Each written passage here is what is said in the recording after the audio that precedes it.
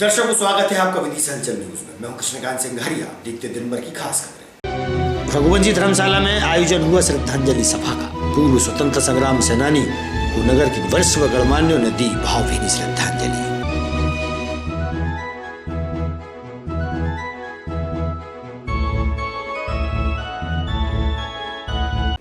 रामलीला मैदान में चल रही श्रीमद् भागवत कथा का लाभ लेने के लिए बड़ी संख्या में पहुंच रहे धर्म प्रेमी कथावाचक है ऋचा गोस्वामी।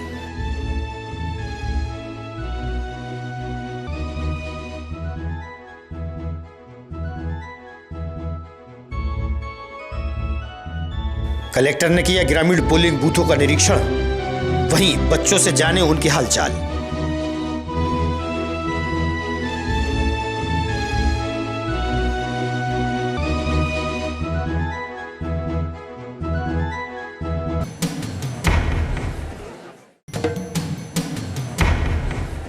अब खबर विस्तार से। पूर्व स्वतंत्र संग्राम सेनानी स्वर्गीय रघुवीर चरण शर्मा को श्रद्धांजलि कार्यक्रम का आयोजन किया गया।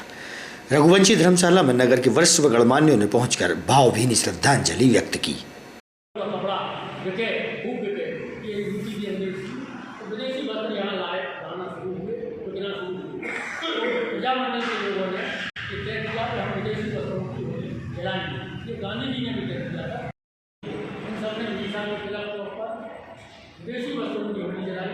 यहाँ जब पहली बार मदिरा की दुकान खोली तो बात का इतिहास में उल्लेख है कि पीपल खेड़ा में जो पहली दुकान खोली थी मदिरा, उस पर जाकर पैकेटिंग की लोगों ने जाकर कि रघुवीर चरण शर्मा जी हमारे स्वतंत्रता संग्राम की पीढ़ी के अंतिम यादगार व्यक्ति थे। और वो अकेले स्वतंत्रता संग्राम सेनानी ही नहीं थे, बल्कि एक दानवीर के रूप में भी प्रेरणादायी काम उन्होंने विदिशा नगर में विदिशा के नौजवान पीढ़ी को संदेश देने में हमेशा, जो उनके दृढ़ निश्चय के पक्के थे, निस्वार्थ भाव से सेवा भाव उनके अंदर था।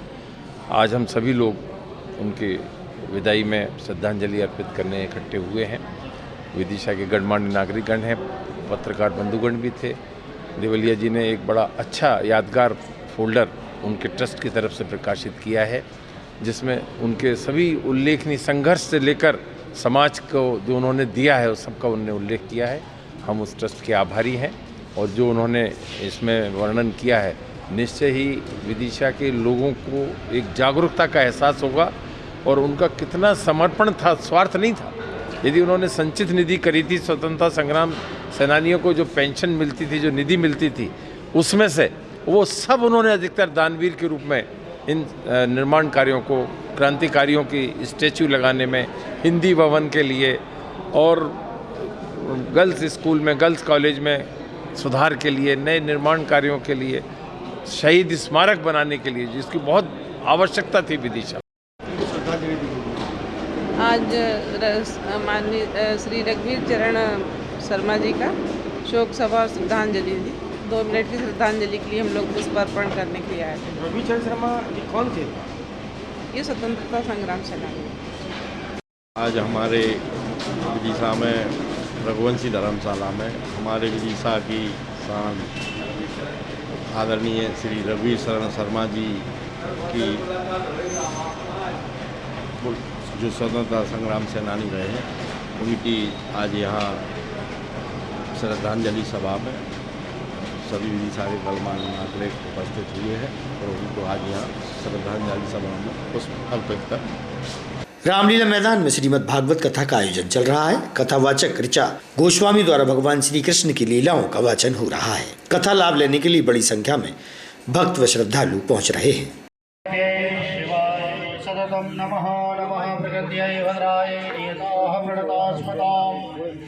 व्यासाय विष्णुरूपाय व्यासरूपाय श्रीमान राजेंद्र चतुर्वेदी जी, उनसे भी निवेदन है वह भी मंच पर पधारे। हमारे बीच में रैकबार समाज के भैया लोगों का पदार्पण हुआ है। श्रीमान कमल रैकबार जी, आप भी मंच पर पधारे। होते जा रहे हैं, उनसे निवेदन है कि वह क्रमशः मंच से नीचे भी उतरते चले। बहुत सभी लोगों को व्यास पूजन करना है, पुराण पूजन करना है, तो आपसे निवेदन है, विनम्र निवेदन है, जो लोग पूजन करते जा रहे हैं वो मंच से नीचे भी उतरते चले। ये आयोजन हमारे वीडियो बन रही है। माननीय विधायक जी के परम संरक्षण में एवं उनकी समिति के विशेष परिश्रम से चल रहा है और बड़े ही आनंद से हम सभी विधायक जी द्वारा इस किए से पधारे हुए हैं। उनसे निवेदन है वही पूजन करेंगे। साहू समाज समिति के जो सदस्य हैं श्रीमान मोहनलाल जी साहू जो प्रदेश अध्यक्ष प्रदेश उपाध्यक्ष हैं, उनसे निवेदन है कि वह भी मंच पर पधार कर प्राण पूजन। शौर भार्गव जी, इनकी ओर से भी अखंड श्री रामचरितमानस पाठ की सदस्यता को ग्रहण किया गया है।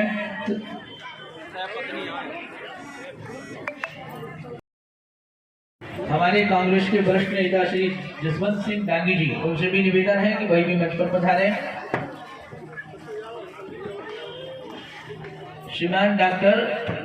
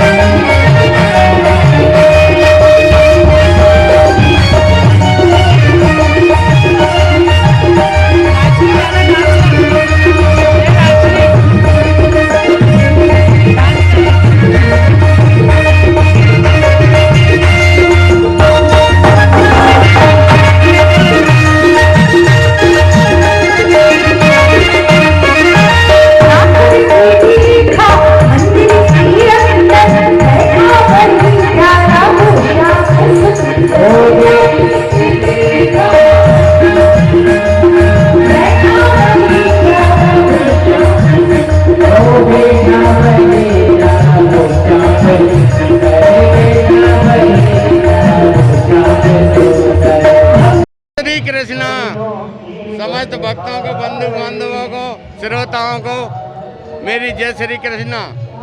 श्रीमद् भागवत कथा में जितने भी भक्तगण श्रोतागण पधार रहे, मैं सबको चरण स्पर्श करता हूँ और श्री सत्संग भार्गव जी को धन्यवाद प्रेषित करता हूँ कि उन्होंने विदिशा की जनता को श्रीमद् भागवत कथा कराकर बहुत अच्छा ज्ञान कराकर बहुत अच्छा अवसर प्रदान किया है। जो गीता का सार है वो भागवत कथा में मिलता है। श्री भार्गव जी को बहुत बहुत धन्यवाद और समस्त क्षेत्रवासियों से चैनल के माध्यम से अपील करता हूं कि सभी लोग भागवत कथा में पधार कर और धर्म का आनंद लें और लाभ लें। धन्यवाद। शहर के बीचों बीच खाई रोड पर इन दिनों गंदगी का अंबार लगा होने से क्षेत्रीय रहवासी खासी परेशान है। नाली का पानी सड़क पर बह रहा है, जिससे स्कूली विद्यार्थियों को भी परेशानियां होती हैं।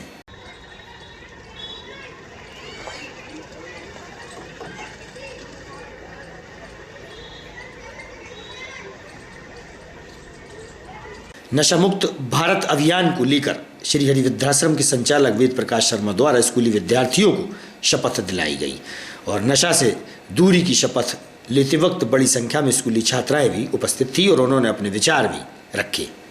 उनका जो न्यूरो सिस्टम है वो बैलेंस हो जाता है शुद्ध घी से, लेकिन सामान्य अवस्था में विदिशा शहर में अगर हम देखें तो जो लोग गांजे का सेवन कर रहे हैं उनको शुद्ध घी भी नहीं मिल रहा है। इससे क्या होता है कि वो पागलपन, सारे अपराधों की जड़ें नशा की वजह से लड़ाइयाँ होती हैं, क्योंकि जो शाम को आते दिन भर काम कर कर मजदूरी कर कर जो पैसे कमा कर शाम को दारू पी लेते हैं और अपनी घर में लड़ाइयाँ करते हैं। अगर उस पैसे से वो अगर घर में कुछ चीज़ लाएं तो उससे उनका घर चलेगा और घर परिवार चलेगा, तो उसके बच्चे भी सुखी रहेंगे। नशे के कारण बहुत सारी प्रॉब्लम्स हो जाती हैं, जिनको अगर समय पे ठीक नहीं लिया जाए तो ये मतलब बहुत ही बड़ी प्रॉब्लम हो सकती है। आज इस कार्यक्रम से हमें ये समझ मिली कि हमें नशे से दूर रहना चाहिए और हमें जागरूक होकर सभी लोगों को बताना चाहिए कि नशा हमारे लिए कितना नुकसान करता है।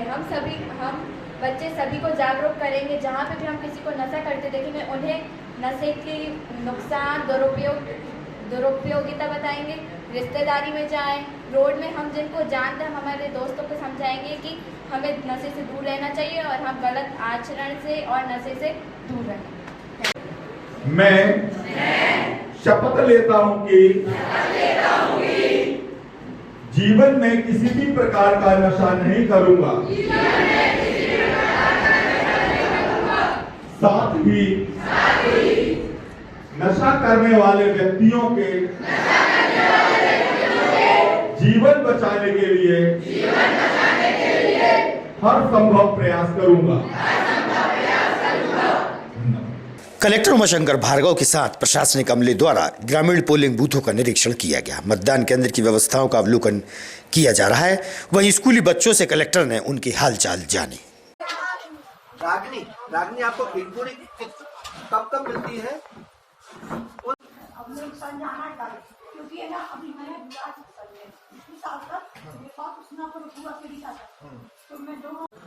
तो क्या तो भैया जिनके नाम ना बड़े हो उनके नाम बढ़वा लो, घटने हो घटवा दो और जारी सूचना दे रहा हूँ।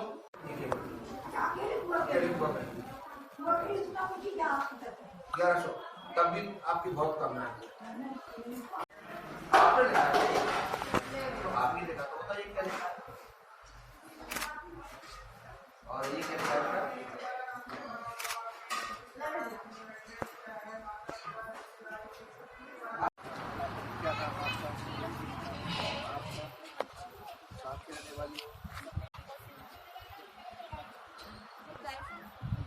कलेक्टर विदिशा जिले के समस्त नागरिकों का अभिवादन करता हूं।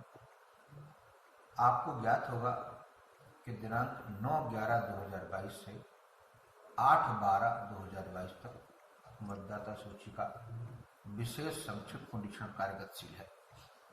समस्त बीएलओ अपने मतदान केंद्र में प्रातः 10 बजे से शाम 5 बजे तक उपस्थित रहकर एवं डोर टू डोर जाकर मतदाता सूची में नाम दर्ज कराने का कार्य कर रहे हैं। मेरा विदिशा जिले के सभी मतदाताओं से अनुरोध है कि अपना नाम मतदाता सूची में अवश्य जुड़वा लें। एक और बात मैं आप लोगों को बताना चाहूँगा कि वोटर हेल्पलाइन ऐप आप अपने मोबाइल में इंस्टॉल कर सकते हैं और इस ऐप के माध्यम से भी आप अपना नाम जुड़वा सकते हैं। भारत निर्वाचन आयोग ने युवा मतदाताओं को साल में 4 बार नाम जुड़वाने की सुविधा प्रदान की है। अब ये 1 जनवरी 2023, 1 अप्रैल 2023, 1 जुलाई 2023 और 1 अक्टूबर 2023 को जिनकी उम्र 18 साल पूरी हो रही हो वो लोग अपना नाम इसमें जुड़वा सकते हैं। आयोग ने 17 साल से अधिक की आयु पूरी कर चुके युवा मतदाताओं के लिए मतदाता बनने के लिए अग्रिम रूप से आवेदन देने की सुविधा दी है। इसका मतलब यह है कि यदि आपकी उम्र 18 साल अप्रैल में होगी या जून में होगी तब भी आप अग्रिम रूप से आवेदन दे सकते हैं। कुरवाई तहसील की ग्राम करैया बेरखेड़ी के किसान बड़ी संख्या में कलेक्ट्रेट पहुंचे, जहां उन्होंने कलेक्टर से अपनी बात की, जहां उन्होंने बताया कि अतिवृष्टि से उन्हें काफ़ी नुकसान पहुंचा था, अभी तक उन्हें मुआवजा नहीं मिला है। तहसीलदार और पटवारी द्वारा बड़े किसानों को मुआवजा दे दिया गया है और छोटे किसान अभी परेशान हो रहे हैं। कुर्सी खोल कर गेट खोल घुस जाओ, चले जाओ। जब तुमसे कह रहे हैं कि है नहीं है, जब मैं कैसे कह दूँ आएंगे कि नहीं आएंगे, जब मैं कैसे कह दूँ, जब तुम समझा रहे हैं समझ नहीं पा रहे, अच्छे से समझा रहे।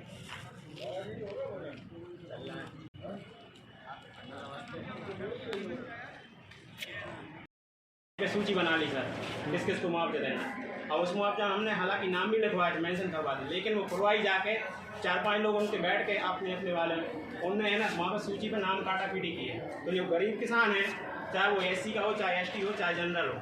लाल मोहनलाल जी कहाँ के रहने वाले हैं आप?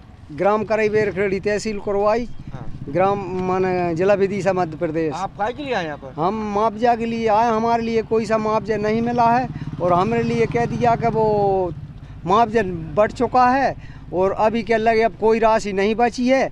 अब वो राशि बचेगी, हम प्रयास करेंगे, अगर मिलेगा तो मिल सकेगा और नहीं मिलेगा। किस बात का मुआवजा मांग रहे हैं? हमें जो फसल नष्ट हुई थी उसका मुआवजा मांग रहे हैं। नदिया में, बाढ़ में, बारिश में जो फसल नष्ट हुई थी। तो ऐसे कितने किसान हैं जिनको मुआवजा नहीं मिला? कम से कम 30-40 किसान बाकी के रह गए हैं। तो इसमें किसके कौन ने नहीं दिलवाया आपको?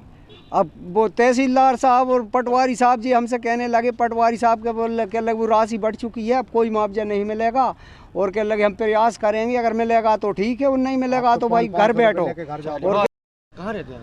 ग्राम कराईवेरखेड़ी, तहसील कोरवाई, जिला विदिशा। आज आप लोग यहाँ पर बड़ी संख्या में आए, क्या पूरा मामला है? सर मामला ये है कि हमारी कराईवेरखेड़ी हल्का नंबर 1 में जो गरीब किसान हैं, चाहे वो SC का हो, चाहे ST का हो, चाहे OBC का हो, चाहे जनरल का हो, जो गरीब हैं, जो पटवारी और तहसीलदार को पैसा नहीं दे सकते, जिनने पैसा नहीं दिया उनको मुआवजा नहीं दिया गया। लगभग तहसील में 10 से 12 लाख रुपए आया था, जो मतलब अपने सिर्फ कराईवेरखेड़ी के लिए आया था, जो कि बड़े बड़े किसानों से मिल के तहसीलदार ने और नायब तहसीलदार श्री मनीराम कोदार जी ने और पटवारी साहब ने उनको खाते में पैसे डाल दिया है गरीबों के हक का तक, और गरीबों को कोई भी मुआवजा राशि नहीं दी गई है।